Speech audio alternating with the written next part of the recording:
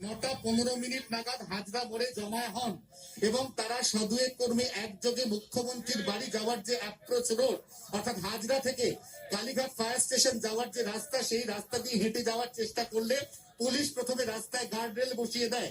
সেই গার্ডরেল বসানোর অব্যবহিত পরে তারা রাস্তাটিকে গোল হয়ে ঘিরে ধরে বসতে চেষ্টা করেন। তখন মহিলা পুলিশ কর্মীরা তাদের প্রত্যেককে হাত ধরে টেনে হিঁচড়ে ঠিক এইভাবে প্রেজেন্ট ভ্যানে তুলে দেন। একটা উত্তেজনাকর পরিস্থিতি এলাকায় তৈরি হয় বেশ কিছুক্ষণের জন্য।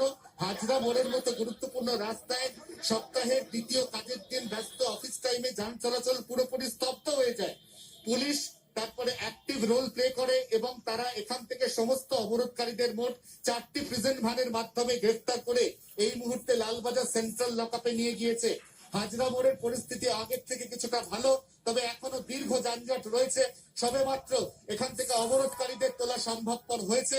এখনো যান চলাচল পরিস্থিতি পুরোপুরি স্বাভাবিক হয়নি, তবে মোটের ওপর পরিস্থিতি যা ছিল 10 মিনিট বা 15 মিনিট আগে তার থেকে কিছুটা নিয়ন্ত্রণে এসছে কথা বলা যেতে পারে। রেনেসা, ধন্যবাদ অয়ন তোমাকে। অর্থাৎ আমরা কথা বললাম আমাদের প্রতিনিধি অয়ন ঘোষালের সঙ্গে এবং অয়ন যেমন আমাদের জানালো যে আশা কর্মীদের এই যে অবরোধ কর্মসূচি, সেই অবরোধ কর্মসূচি এই মুহূর্তে পুলিশের তরফ থেকে তুলে দেওয়া হয়েছে।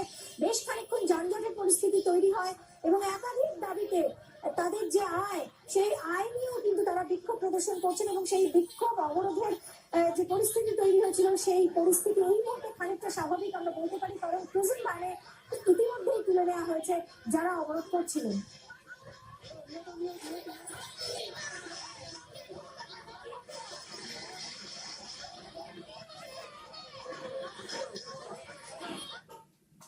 দ্রুত পুরো নির্বাচনের দাবিতে আগামী